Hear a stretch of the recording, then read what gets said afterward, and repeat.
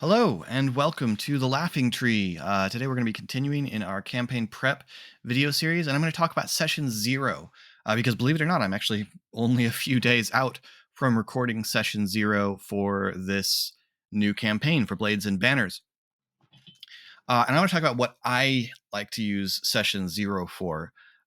So everyone's kind of got a different idea of what session zero is for, and that's totally fine. Your session zero is going to work for your table. I'm going to talk about what I like to do with session zero because it's a little bit different from some of the things that usually get discussed at session zero. So I want to clarify this is my idea for a session zero that I would do with players I know, with players I already have all of the things that you need to have trust with. So I'm not discussing some of the things that one might discuss at a session zero with players that you didn't know. So if you're working with players you didn't know, there are probably things you want to do in a session zero that I'm not so much worried about. So all of the stuff like what's the tone of the campaign, what is the campaign, what are the safety things, um, who are we playing, all of that is kind of already established at this point. In my experience, players don't show up at session zero not knowing what character they want to play, especially in something like Dungeons and Dragons or Tales of the Valiant, because the choice of character class and species is so significant that you really aren't going to not have a pretty good idea of what you're playing. And so I don't use session zero for making characters. For one thing, making characters can take a little while, especially with newer players. But my experience asking players to wait to start working on characters until they show up doesn't usually work. They're usually already doing it, at least in their head, and all that's happening at the table is putting it on paper. So I don't bother with that. So I don't use it for making characters. And the other things, what's the tone of the campaign? What's the campaign? What are the safety things? I kind of know these things already because I already have these existing relationships with these players. I already have trust built up with them. And so we don't need to worry about that. I've already pitched my campaign to my players. We did that a while ago for the purpose of making my planning plausible. So all that's taken care of. So session zero for me is not pitching a new campaign, and it's not pitching characters. Neither is it building characters. Neither is it establishing ground rules for the campaign. All of that stuff is already done. Usually I'm doing that in Discord channels with discussion well before we play session zero. So what am I doing with session zero? What's it for to me? So what I want out of session zero is I want to take the character ideas that the players have and I want to ground them in the setting that we're playing in the story of the campaign. Some players will have already done that because some players will think really deeply about the setting. Some players know a lot about the setting and will want to reach for like interesting things about the setting. Eric is already going to sort of know lots about Eberron, know lots about the Lazar principalities, and is going to already seek to ground his character in the setting. Other players I know have already like reached out to me and asked help grounding their characters in the setting, and we've done a little bit of that. But session zero is going to be about grounding characters in the story of the campaign. So in the specific setting of the Lazar principalities and the specific principality that they've selected and begun the process of designing. That is what we're trying to ground our characters in. Then we're trying to link the characters that are in the party. So everyone's going to show up with a character, but probably not already show up with how the characters fit together. And that's what I really want done in session zero is I want to take some time and get a feel for the characters to work together as a party. How do they fit together? Why are they a party? And what are maybe the beginnings of what are the relationships like among those characters? This is going to help with establishing goals for the characters and the party as a whole. And that's all going to really help generate a lot of hooks that I can grab at to establish story elements. So that's the focus of my session zero is getting the party linked together so that they feel like an established adventuring group, or that they can begin to be an established adventuring group if you're doing the whole you meet in a tavern thing. I have nothing against the you meet in a tavern thing, by the way. It's just not what I'm doing this time.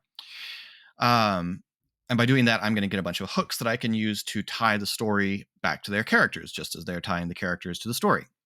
And lastly, we're going to kind of ease into the story in a very low stakes environment because we're going to role play session 0. Session 0 is not a cast meeting. Session 0 is not a conversation that's entirely out of character. I want session 0 to take place as much as possible in role playing, in the world, in story. I want to begin in media res to some degree. If you watched Kyber Shards, you saw this idea play out in the first few episodes. And if you haven't seen Kyber Shards and you want to just go back and watch like the first couple of episodes, you'll see what I'm talking about. I had this system where the player characters were in a training room in this black sort of off the books military school that they were a part of. And while we're going through a training regimen, I'm asking them questions. So more on that later. But that's, if you watched Kyber Shards, you've kind of seen this. It's going to be a little different with Blades and Banners. What we're doing is we're kind of playing to find out about the characters. In my experience, I don't really know a character until I've played it for several hours. You can get over that. You can kind of come in knowing the character, but for a long campaign, which is what I usually run, I find that I don't usually know a character well until I've got a few hours of play under it. Session 0 helps with that. It's a low stakes environment. I'm not going to be putting the characters in real mortal danger in the session 0, because their character sheets are maybe all the way made, but maybe only 75% made. They're still getting familiar with the player characters. They're still getting familiar with the abilities. We're playing in Tales of the Valiant, which is very like Dungeons and Dragons 5th edition, but it's not exactly Dungeons and Dragons 5th edition. So there will be some differences that we're getting used to. And so all of these things are going to make role-playing through a low-stakes situation in Session 0 very useful to all of us. We'll get to know the characters without the fear that I'm going to get my character killed in Session 0. Secondly, it's going to give me a chance to start introducing NPCs, which will help me to see who are they latching onto already. I didn't do a lot of that in Kyber Shards, except that we introduced 2 villains and 2 heroes. We introduced Soren and Falco, and we introduced Thora and Dane. And we didn't really give a lot of time to interact with most of these characters, but it did create an interesting situation. I mean, I don't know if I ever addressed this, but my intention in the Kyber Shard Session 0 was not that Dane escape with them. Like, they changed what I intended to do by making Dane escape with them. That was kind of intended to be like the heroic last stand to get them out. So they'll change things, and that's great because it's going to give them hooks into the story, as it's going to give me hooks to play with. So, and we are now trying, instead of saying, tell me about a time when, and I might do that, but instead of telling me about a time when, I'm saying, show me something about your character. So the first thing with Kyber Shards that I did is we're in a little training montage. They've got these training automata. They've got Falco over there barking orders. And I have a training automata come towards them, and I ask them to tell me not to roll dice, not to make an attack, not to cast a spell. I ask them to tell me how your character deals with this automata. And that gives me something about the character. I could ask, what's your character's approach to combat? But instead, here's this training dummy that's coming at you. What would your character do to deal with it? Just describe it. You don't have to use the spell. And then at another point, I think I said, describe how your attack accidentally goes wrong and hits someone else, or something like that. It's creating interactions that are shown rather than merely told. And that's what I really liked about that. And that's what I'm going to try to capture, although with a very different situation, in Blades and Banners. So in Blades and Banners, what is Session 0 going to be like? Session 0 is going to be different because in Kyber Shards, I've got these four player characters who are linked to each other, but isolated from the world. In Blades and Banners, I've got 4 player characters who will be linked to each other, but they're also tied to a bigger world. Blades and Banners is starting out with a bigger world than Kyber Shards started out with. So there are a couple of things we need to do. One is we're going to establish the thing that they are co-owners of, which is the ship. So this is a pirate story, so obviously there's a ship. So I've already asked my players some things about their ship and about the story in general. One of the things I've asked them about is I've asked them to give me some information about the island where their principality is located, and I'll talk about that in a future video. I've asked them to talk to me about what the relationship they want with their prince as a group, as a whole. So not necessarily individual, but as a group, what's their goal with their prince? And this tells me at the start, what do the players imagine the arc of this story to look like? Is it going to be they're working with their prince for the good of their principality? Is it they're looking to break away from their prince, or they're looking to overthrow their prince? And I was good with any version of those stories. What the players decided they wanted is they wanted a story where they were cooperating. They wanted the prince to be a patron. They wanted the prince to be someone that they were trying to help, and they were working together to increase the influence and prosperity of the principality that they are a part of. So that's our starting baseline. It doesn't mean that's where the story will stay, but that's where we're starting out. So I know that already. And I asked them to tell me where the ship came from. So some options I gave them were this is a ship that already belonged to the principality, and something terrible has happened to the crew, and you are inheriting the ship after that's happened. Another one was a salvage. This is a ship that they've found and been allowed to salvage, and so it's in rough shape, and they're going to have to sort of patch it back together. One option was this is a ship that was recently commissioned and built, and you're getting to be its first crew. And that's going to ask a bunch of questions like, why? Why you? Why do you get to be the crew of this ship? So I asked them a bunch of options like that. And what they've selected is they liked two ideas kind of together. They liked the idea that the ship is salvaged, that it's just there. It's been found and they are salvaging it. But they liked that idea because they liked the idea of there being a little bit of a mystery to the ship. The ship is a salvage. It obviously had a crew at some point. What happened to that crew? So not so much this is a crew they necessarily knew, but what became of the first crew of this ship? How did this ship come to be a derelict that they are salvaging? So that's where we're beginning. We're beginning with a ship that they are salvaging. So this story is going to start with that. So the context of our session 0 is going to be exploring this ship that's been found floating free. We're going to get to interact with the crew of the ship that brought them to the derelict that they're salvaging. We're going to get to do some describing of the ship and also describing how their character operates as they're moving through and exploring this ship. And we're going to get to see that through actions rather than just through words or just through telling me about the character. They're going to show me about the character, and that's what I want. Then they're going to get to do something fun as a player group. Once we get the ship back to port, we're going to have to put it back together. It's going to have to get refitted. And that's where the ship building stuff that I talked about in the last video is going to come in. I've ended up creating a pretty full, pretty complete document for the ship that's got a character sheet for the ship, and then a whole bunch of different kinds of upgrades and qualities that they can add to the ship.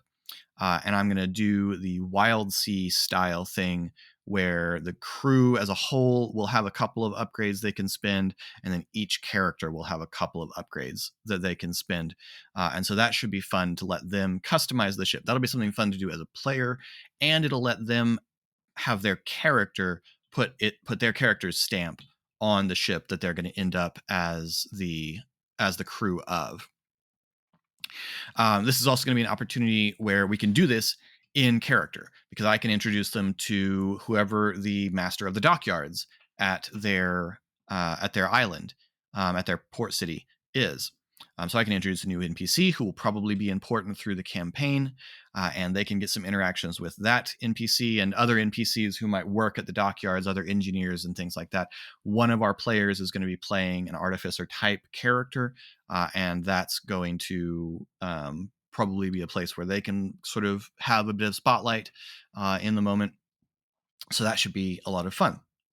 Then Once we've done that, they're going to need to report back on this and officially receive captain control of the ship. And that's going to mean we're going to go back and we're going to actually encounter their prince, and they're going to report to their prince and the important leadership characters of the principality. And that's going to be an opportunity for interactions there, and they can get to know that group of NPCs. And as we're doing that, I'm going to get them to tell me about the faction that they're a part of. So again, I'm still settling on what the character sheet for the faction will look like. I'll have a video where I'll reveal all of these things later, but they'll get to tell me some of the things about the factions and help us to fill out that faction sheet. So instead of building characters, we're going to build their ship, we're going to build their faction, and in the end, they will have set up the location, the home base of our story in a way that will give me a lot of hooks to play with, a lot of ideas of how they think the different characters are, what characters they've latched onto, so that I can know to try and give more and flesh those characters out to a larger degree. And we'll be in a really good place to start adventuring. So I'm viewing session 0 as the exposition. This is a prologue more than a non-session.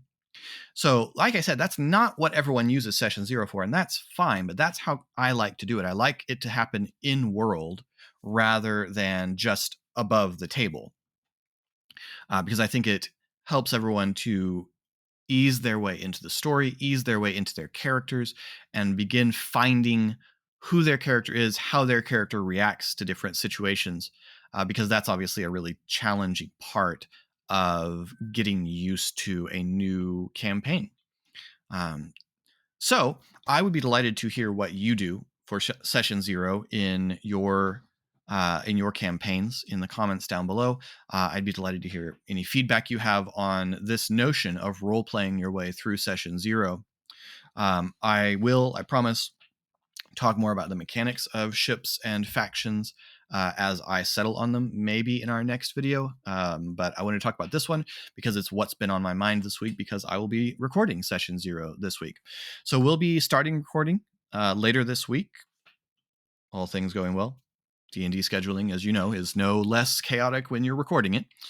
And hopefully get another recording session in sometime later this month.